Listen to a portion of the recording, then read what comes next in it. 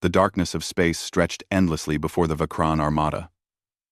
400 warships moved together like a swarm of metal predators, their hulls gleaming under the light of distant stars. This was the pride of the Vakran Empire. The Third Fleet, that had conquered 27 worlds in the last decade alone. They had never known defeat. They had never known fear. Admiral Thalvor stood on the command deck of the Time's Eternal Dominion Asterisk, his 4 eyes scanning the tactical displays with satisfaction. The dreadnought was the largest ship in the fleet, bristling with plasma cannons and missile batteries. Around it, cruisers and destroyers maintained perfect formation. This was not just an invasion force. This was a demonstration of power. The target was simple. Intelligence reports had detected a new species in this region of space. They called themselves humans. The Vakran had encountered their civilian vessels twice before. Small trading ships that fled at the first sign of military presence. Scans showed their colonies were lightly defended. It would be an easy conquest. It always was. Far away from the advancing armada, hidden in the shadow of a massive asteroid, a much smaller ship watched and waited. The Time's Silent Horizon Times was a human reconnaissance vessel, barely 1/100th the size of the smallest Vakran destroyer. Its hull was coated in sensor-absorbing material that made it almost invisible. On the bridge, Captain Day-1 sat perfectly still, his eyes fixed on the display showing the alien fleet. 417 ships confirmed, Lieutenant Ji-woo reported from her station. Her voice was steady, but her hands trembled slightly as she worked the controls. All of them, military, no support vessels, no cargo ships. This is a war fleet. Day-1 nodded slowly.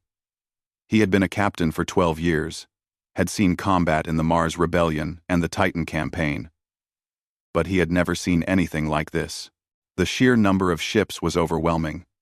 If they reached the inner colonies, millions would die. Send the data to Earth Defense Command, he ordered. Priority Alpha. Tell them we need reinforcements. Now.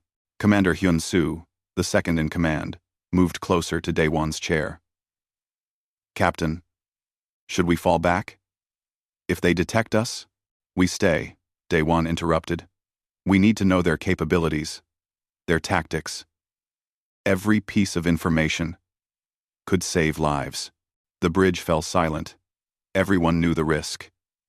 If the Vakran found them, the Time's Silent Horizon Times would not survive long enough to run. Engineer Bo-ra worked frantically at her console, routing power to the stealth systems. Our thermal signature is minimal, she whispered. As long as we don't move or transmit, we should remain hidden. Hours passed like days. The Vakran Armada continued its advance, moving steadily toward human space. Their formation was strange to human eyes. They traveled in a massive sphere, with the largest ships at the center and smaller vessels forming layers around them. It was intimidating, but tactically questionable. Ji-woo studied the formation carefully. They're not protecting their flanks, she observed. Everything is designed for forward assault. They expect no resistance. How long have they been doing this? Hyun-soo wondered aloud. Conquering without opposition? Too long, Day-1 replied. They've forgotten what real war looks like. The Vakran fleet reached the boundary of human territory. Admiral Thalvor gave the order, and the fleet's communication systems broadcast a message across all frequencies. The translation computers on the Time's Silent Horizon Times decoded it instantly. Inferior species of this region. You now exist at the mercy of the Vakran Empire. Surrender your worlds and submit to our authority. You have one planetary rotation to comply. Resistance will result in total extermination. Day-1 felt anger rise in his chest. These aliens had come to human space, threatened human lives, and expected immediate surrender. They truly had no idea what they were dealing with. The response from Earth Defense Command came through on the Vakran frequency. It was short and simple. Turn back. This is your only warning. On the Time's Eternal Dominion Asterisk, Thalvor's mandibles clicked together in what his species used as laughter. His officers joined in. A warning? From prey? The audacity was almost amusing. Teach them the cost of defiance, Thalvor commanded. Destroy one of their outposts. Make it spectacular. 3 Vakran cruisers broke from the formation and accelerated toward a small mining station on the edge of the asteroid field. The station was automated. No crew on board. But it was still human property. The cruisers powered their plasma batteries and fired simultaneously. The station exploded in a brilliant flash of light and debris. Broadcast that image to all their colonies, Thalvor ordered. Let them see what happens to those who refuse the Empire. But before the message could be transmitted, space itself seemed to explode around the 3 cruisers. Invisible mines that had been drifting in the debris field activated all at once. Gravitational warheads detonated, creating crushing forces that tore the cruiser hulls apart like paper. Within seconds, all 3 ships were destroyed. Chaos erupted across the Vakran fleet. Tactical officers shouted warnings. Ships broke formation, trying to avoid an enemy they could not see. Where had the mines come from? The scans had shown nothing. Nothing. All ships halt, advance, Thalvor commanded, his voice tight with fury. Scan everything. Deploy probe drones. Find their weapons. On the Times Silent Horizon asterisk, the crew watched with grim satisfaction. The mines had been placed weeks ago, after the first encounter with Vakran scouts. They were designed to remain dormant until activated remotely. The aliens had walked right into the trap. Captain, we're being scanned, Bora warned. The whole field. They're looking for us. Daewon made a decision. Prepare for emergency burn. Route all power to engines. We need to get this data back to command. But it was too late. 6 Vakran frigates had already locked onto their position. The Times Silent Horizon's time stealth systems could hide them from passive sensors. But active scans at close range revealed their location. The frigates turned and accelerated. Weapons charging. Contact in 90 seconds, Jiwoo reported. Daewon gripped his armrests. Engine full burn, now. The Times Silent Horizon Times shot forward like a bullet, weaving between asteroids with desperate speed. The Vakran frigates followed, firing plasma bolts that superheated rock and metal as they missed their target. The chase had begun, and only one side would survive it. The Times, Silent Horizon Times, twisted through the asteroid field like a fish through water. Behind it, 6 Vakran frigates fired relentlessly, their plasma weapons turning rocks into molten slag. Captain Daewon kept his eyes on the navigation display, calling out course corrections every few seconds. Hard left, down 20 degrees, he commanded. The ship banked sharply, narrowly avoiding a collision with a tumbling piece of ice the size of a building. Bora, how are the engines? Running at 115%, the engineer replied, sweat dripping down her face. I can give you maybe 5 more minutes before they burn out. Jiwoo worked her tactical console frantically. The frigates are faster than us in open space. We can only outmaneuver them in the field. Then we stay in the field, Daewon said firmly. The Times Silent Horizon Times dove deeper into the densest part of the asteroid belt. Here, the rocks were packed so tightly that navigation became a nightmare. The Vakran frigates followed but were forced to slow down. Their larger size made them less agile. 2 of them collided with asteroids, their shields flaring bright as they absorbed the impacts. Commander Hyun-soo monitored the enemy positions. They're trying to surround us. 3 are moving to cut off our escape route. Daewon smiled grimly. Good. Let them think they have us trapped. He had been flying through this asteroid field for 3 weeks. He knew every drift pattern, every cluster, every hidden danger. The Vakran did not. They were hunting in unfamiliar territory, and that would cost them. Approaching Waypoint Delta, Jiwoo announced. All crew, brace for high-G maneuver, Daewon warned. He waited until the last possible second, then pulled the ship into a brutal turn that pushed everyone back into their seats. The Times Silent Horizon Times shot through a narrow gap between two asteroids, so close that the hull scraped against rock on both sides. The lead Vakran frigate attempted to follow. It was too large. The ship wedged itself between the asteroids, engines screaming as it tried to push through. Behind it, a second frigate could not stop in time and collided with the first. Both ships' shields failed. Without protection, the asteroids crushed their hulls like aluminum cans. 4 frigates remained. They were more cautious now, keeping greater distance. But caution would not save them. Waypoint Epsilon in 10 seconds. Ji Woo counted down. This was the trap. Weeks ago, the Times Silent Horizon Times had seeded this section of the field with proximity mines, disguised to look like ordinary debris. They were primitive weapons compared to the gravitational mines that had destroyed the cruisers, but they would work. The 4 frigates entered the kill zone together, trying to maintain formation. The mines detected the engine signatures and detonated. Unlike the earlier weapons, these were simple explosives packed with metal fragments. They were not powerful enough to destroy a warship outright, but they did not need to be. The shrapnel peppered the frigate's hulls, puncturing fuel lines, damaging sensors, and crippling engines. 1 frigate exploded immediately. Its fusion reactor breached. 2 more went dead in space, powerless and drifting. The 4th, damaged but functional, turned and fled back toward the main fleet. On the bridge of the Times Silent Horizon asterisk, the crew erupted in cheers. They had survived. Against 6 warships, they had survived and won.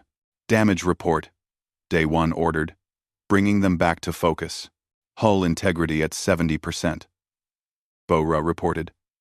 Engines are overheated, but operational. We can make it back to the rally point. Then let's go home, Day 1 said. We have a war to prepare for. The Times Silent Horizon Times limped away from the battlefield, its hull scorched and damaged, but its crew alive. Behind them, the Vakran fleet was in disarray. The loss of 9 ships in less than an hour was unprecedented. These humans were not the easy prey they had expected.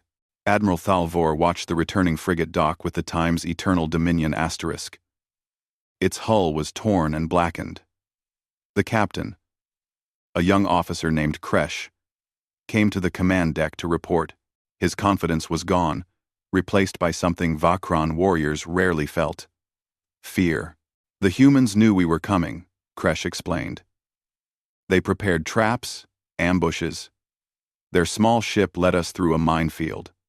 We lost 5 ships to a single scout vessel. Thalvor wanted to execute the captain for incompetence. But the sensor logs confirmed his story. The humans had been waiting. They had turned their own territory into a weapon. No species has ever resisted us like this, one of the senior officers muttered. Because no species has ever had to, another replied. Look at their technology. Those mines, that scout ship's maneuvers. They're designed for war against equals, not conquest of inferiors. Thalvor silenced them with a gesture. We are the Vakran Empire. We have conquered entire sectors. We will not be intimidated by one victory. But even as he spoke, doubt crept into his mind. The humans had destroyed 9 ships without revealing their main fleet. What else were they hiding? Deep in human territory, at a massive military station orbiting Jupiter, the Admiralty was gathering. Commodore Sun Hee stood before the strategic display, studying the Vakran fleet's position. She commanded a squadron of destroyers, fast attack ships designed for hit-and-run tactics. They're holding position at the border, she observed, waiting to see what we do next. They expected us to surrender, Admiral Tae-hyun said. He was a tall man, with gray hair and scars on his hands from the colony wars. Now, they don't know what to expect. The Times Silent Horizon Times bought us time, another officer noted. Captain Daewon's data shows their fleet composition and tactics. We can use this. Thank Warazun. And a 3.com. Tae-hai nodded. We will use it. Commodore Sun He, take your destroyers and harass their scouts. Don't engage directly. Just keep them off balance. Make them afraid of every shadow. Sun He smiled. She understood. The Vakran had numbers, but humans had experience. Humanity had fought wars for thousands of years. They had refined combat into an art form, learned from countless battles against themselves. These aliens were about to learn what it meant to face a species born from conflict. And the Time's indomitable asterisk? Someone asked. Taehyun's expression became grim. The Time's indomitable Time's waits. When they commit to their attack, when they think they have us, that is when we reveal what humanity truly is. The meeting ended. Officers dispersed to their ships. Across human space, military forces mobilized. This was not the first war humanity had fought. It would not be the last, but it would be the first time they fought as one species, united against an external threat. The Vakran Empire had awakened something terrible. 3 days passed after the ambush in the asteroid field. 3 days of tension and preparation. The Vakran fleet remained at the border, launching probe drones and running continuous scans. They were learning to be cautious, but caution would not save them. Admiral Thalvor had grown tired of waiting. His superiors back on the homeworld demanded results. The loss of 9 ships was embarrassing but not catastrophic. The fleet still numbered over 400 vessels. No force in the galaxy could stand against such numbers. We advance, he declared to his command staff. Full fleet, maximum speed. Whatever traps the humans have prepared, we will overwhelm them with raw power. The Vakran Armada formed into their traditional sphere formation and began moving forward. This time, they were ready for mines and ambushes. Destroyers led the way, their sensors scanning constantly. Behind them came the cruisers and battleships, weapons charged and ready. They crossed into the inner system, passing the orbit of the 7th planet. Still, no resistance. No human ships appeared. Had they fled? Had the display of Vakran might frighten them away? Then the sensors detected something. A massive object was emerging from behind the 6th planet's largest moon. At first, the readings made no sense. The object was enormous, easily 3 times the size of the Time's Eternal Dominion asterisk. But it could not be a ship. No species built warships that large. Ensign Ki-young, a young sensor officer on the Time's Eternal Dominion asterisk, stared at his display in confusion. Admiral, I am detecting a massive energy signature. Classification unknown. Show me, Thalvor commanded. The main view screen changed, showing the mysterious object. As it cleared the moon's shadow, its true form became visible. It was a ship, a human warship, and it was unlike anything the Vakran had ever encountered. The vessel's hull was dark gray, covered in layers of armor plating that overlapped like scales. Every surface bristled with weapons, railgun turrets, missile pods, laser arrays, and systems the Vakran could not even identify. It did not look fast or elegant. It looked brutal and efficient, a machine built for one purpose: to destroy. The human warship broadcasted a message on all frequencies, a single sentence in perfect Vakran language. You were warned. 18. We. Admiral Thalvor felt something he had not experienced in decades. A cold sensation running through his body. Fear. He quickly suppressed it and studied the tactical display. 1 ship against 400. The odds were still in his favor. All vessels, target that ship. Concentrated fire. Destroy it now. The Vakran fleet responded instantly.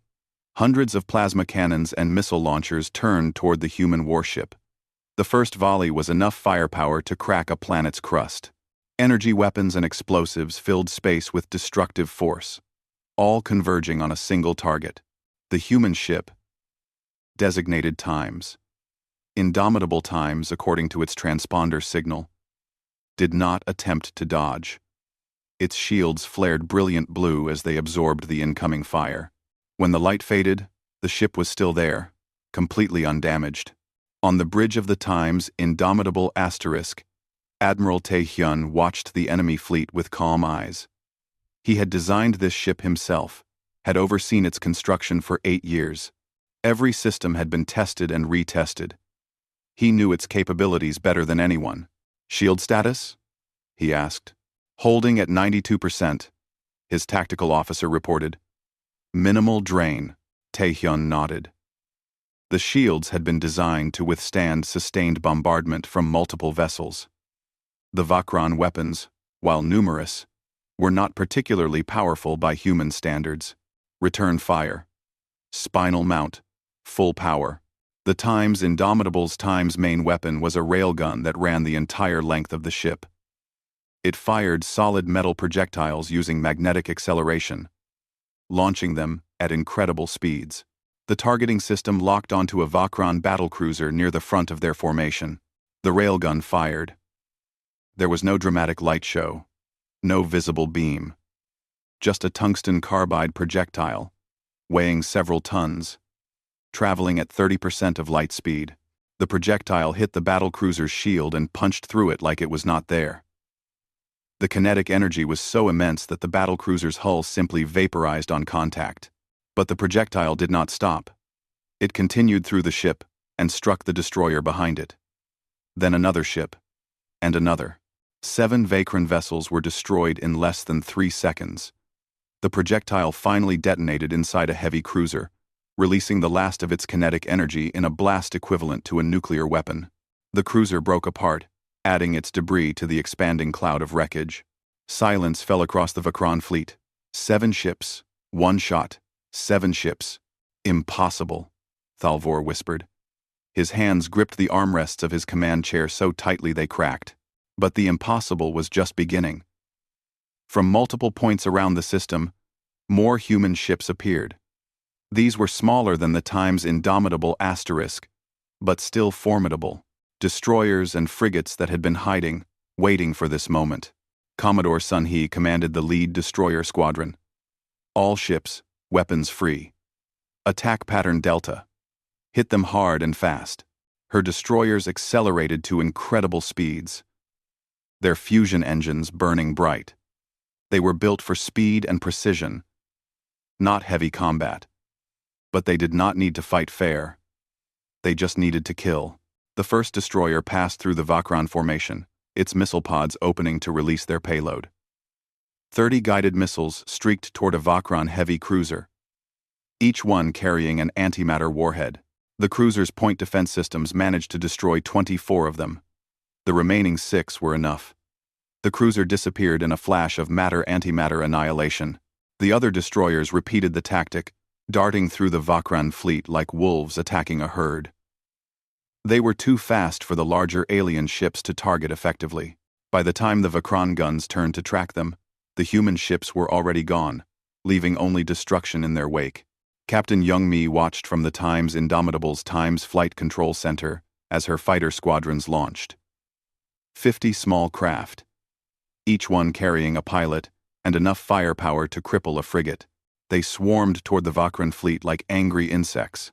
The fighters were too small and agile for the Vakran weapons to target effectively. They flew between the larger ships, firing precision shots at critical systems.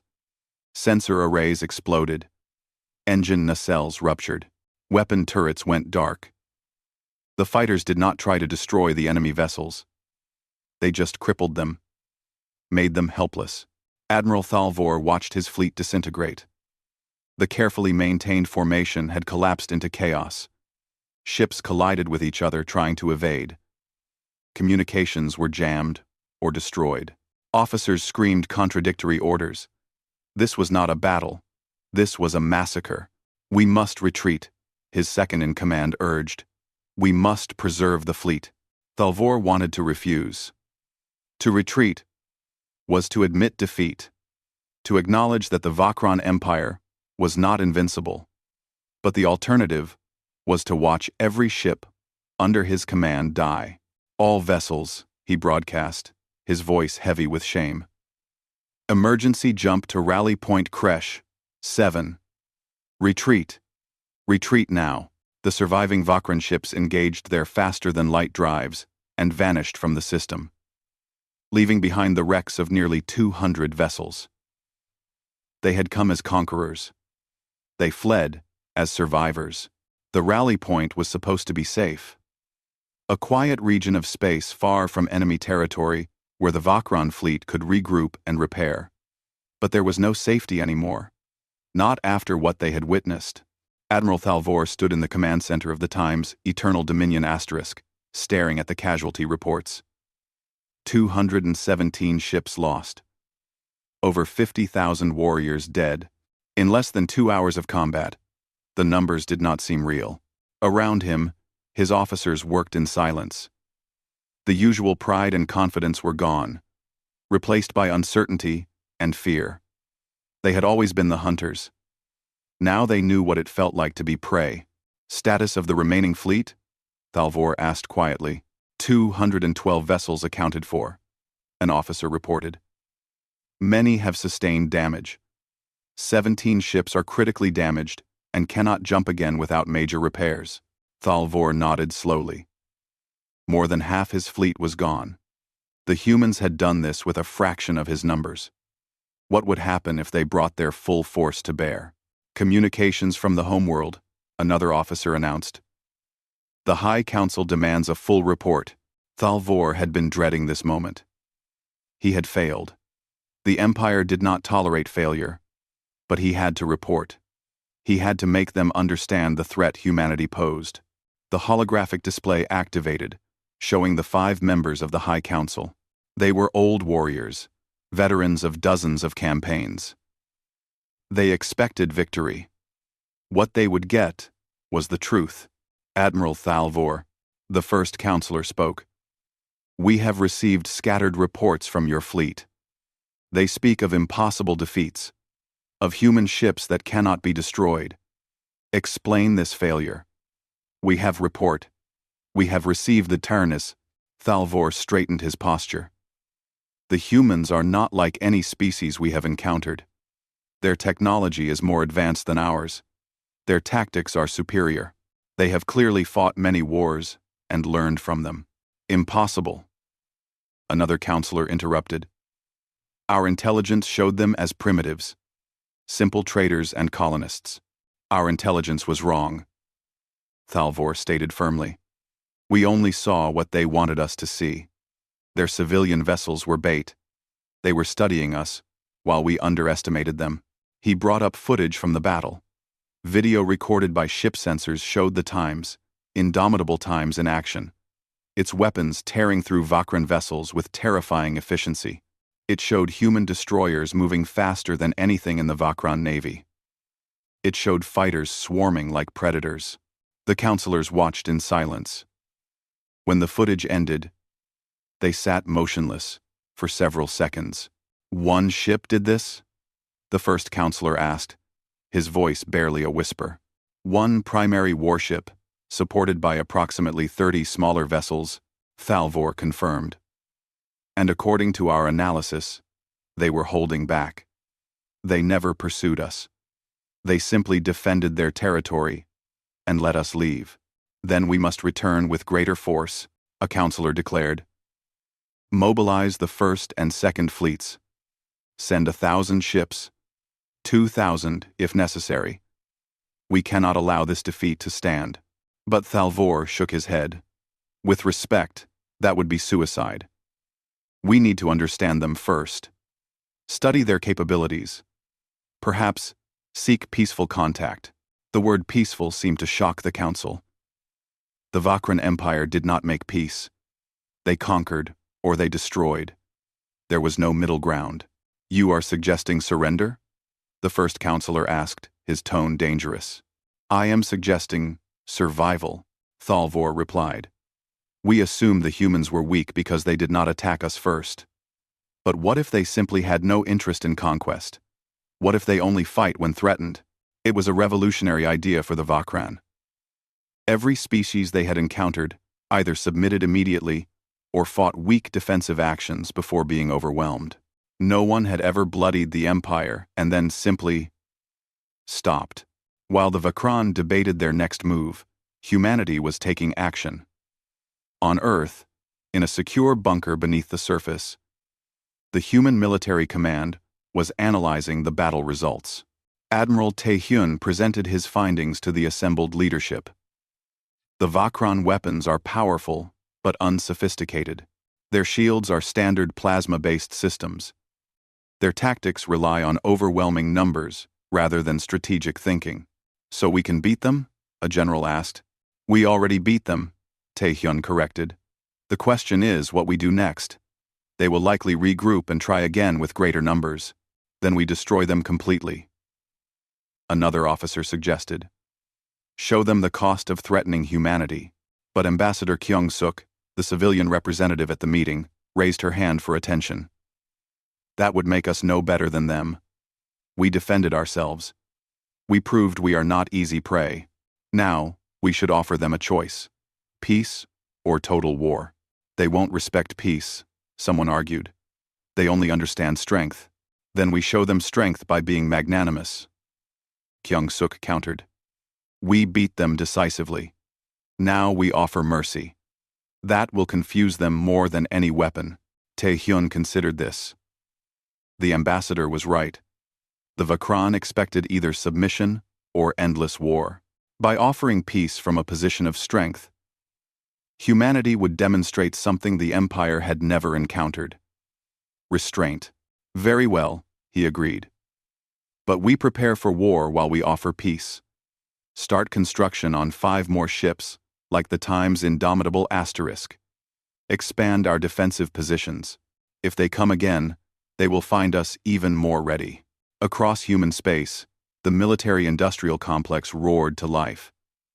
Shipyards that had been dormant since the colony wars reactivated. Factories began producing weapons and ammunition on a scale not seen in generations. Humanity had tasted alien blood, and it was preparing for more.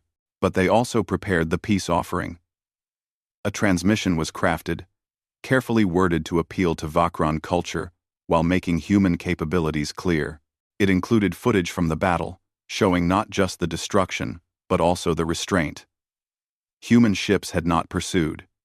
Human weapons had not targeted damaged vessels that were fleeing. The message was clear. Humanity could have destroyed the entire fleet, but chose not to. The transmission was sent on all known Vakran frequencies. We are humanity. We have known war for our entire existence.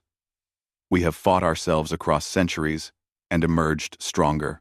These ships were built not to conquer but to defend. We do not want war with the Vakran Empire. But if war comes, we will meet it with everything we have.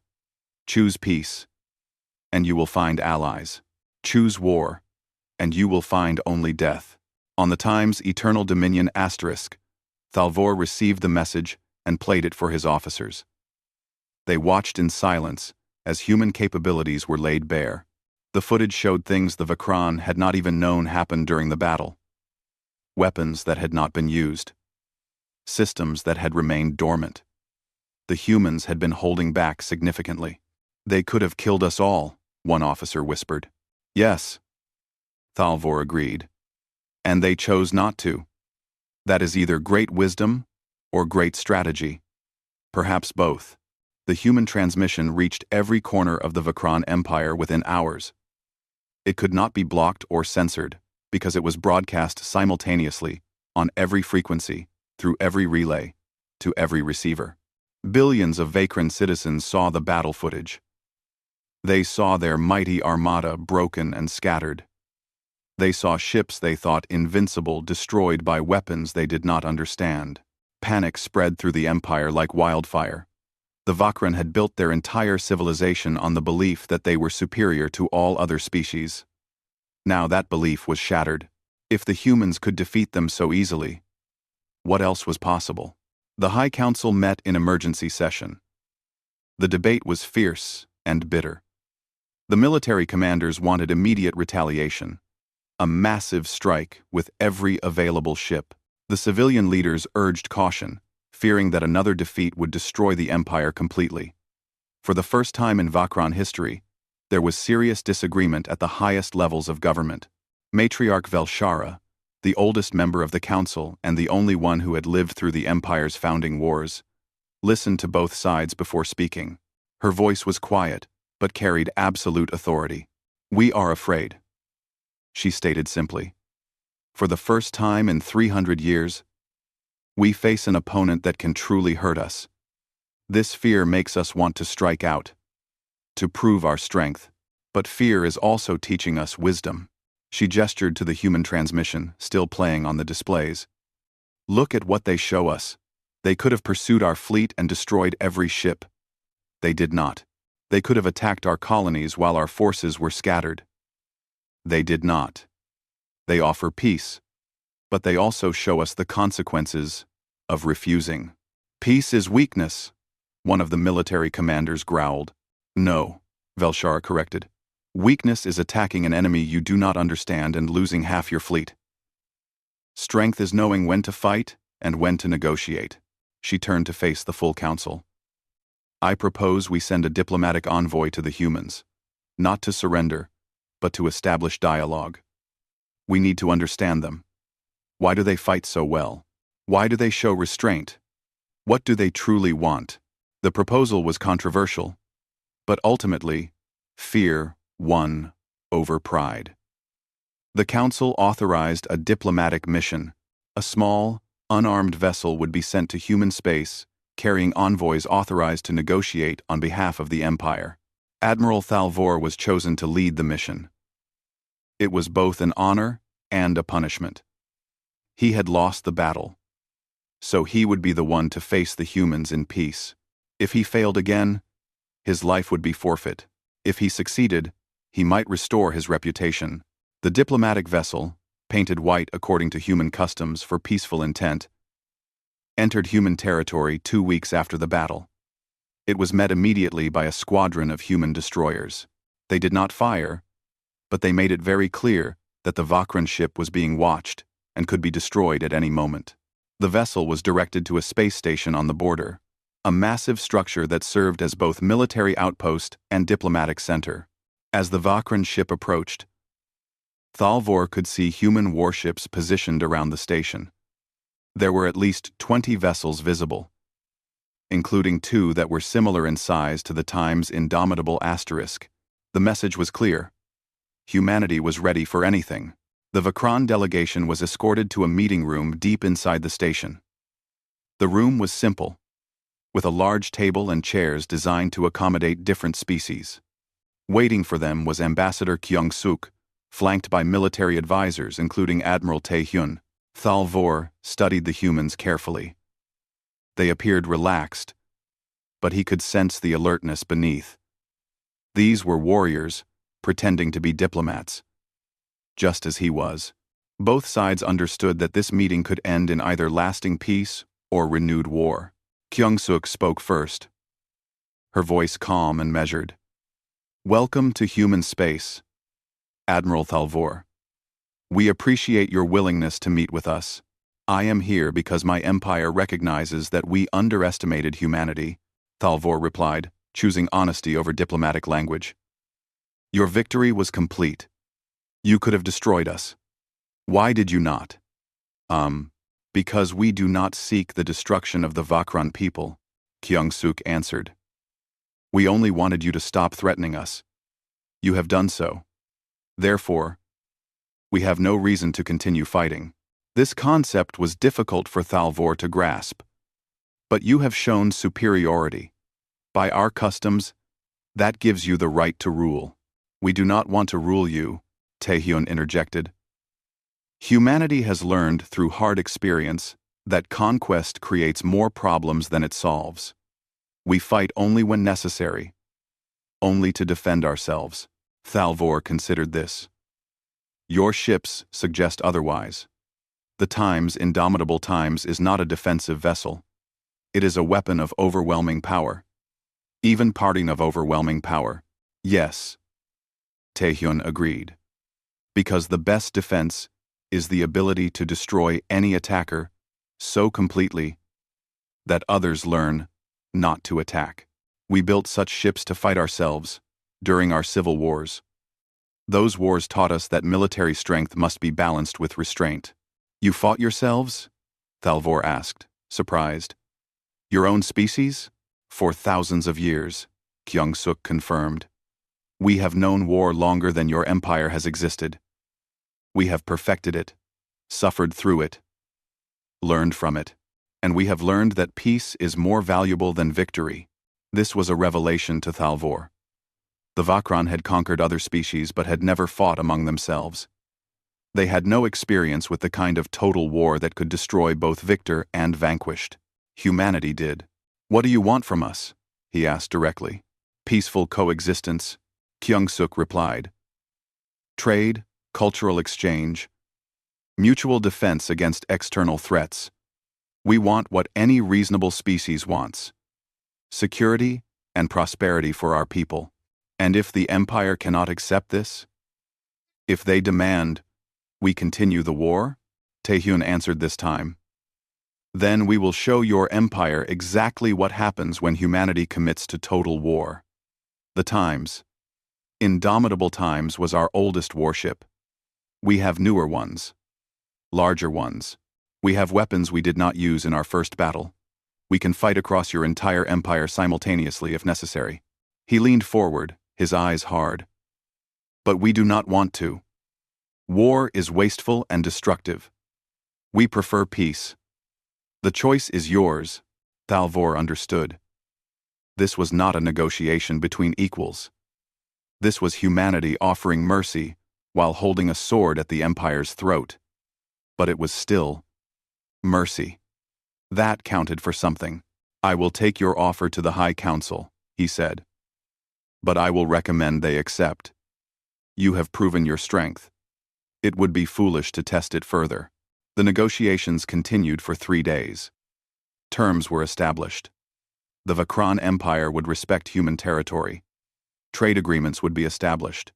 Cultural exchanges would begin slowly.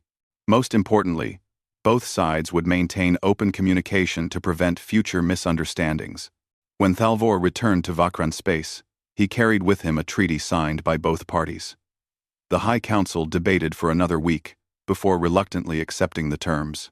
The alternative, complete destruction at human hands, was too terrible to contemplate. Peace, uncertain and fragile, settled over the border between human and Vakran space. Both sides remained armed and watchful, but the shooting had stopped. On the bridge of the Times' indomitable asterisk, Admiral Taehyun stood at the observation window, watching a Vakran merchant vessel pass peacefully through the system. It was a strange sight after months of preparation for war. Captain Youngmi joined him at the window. Do you think the peace will last? She asked. Taehyun considered the question carefully. I think the Vakran will honor it as long as they fear us. And as long as we remain strong, they will continue to fear us. Is that enough? Fear? Fear is a beginning, Taehyun replied. With time, it can become respect.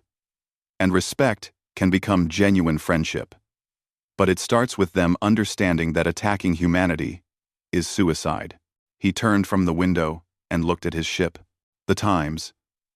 Indomitable Times had been designed for war, but now it served as a guardian of peace. That was perhaps the best use for such power. In the training halls deep inside the ship, new recruits practiced combat drills. They learned to use the weapons, to operate the systems, to fight with the efficiency that had terrified the Vakran. But they also learned the history of human warfare, the terrible cost of conflict, and the value of choosing peace when possible. Humanity had taken its place among the stars, not as conquerors but as warriors who knew when to fight and when to extend a hand in friendship. The Vakran had been the first test of this philosophy. They would not be the last, but for now, the ships were silent. The weapons were cold, and in the darkness between stars, two species that had nearly destroyed each other were learning to coexist. The message had been delivered and understood. Humanity was not prey. They were predators who chose to be protectors. And that choice made all the difference.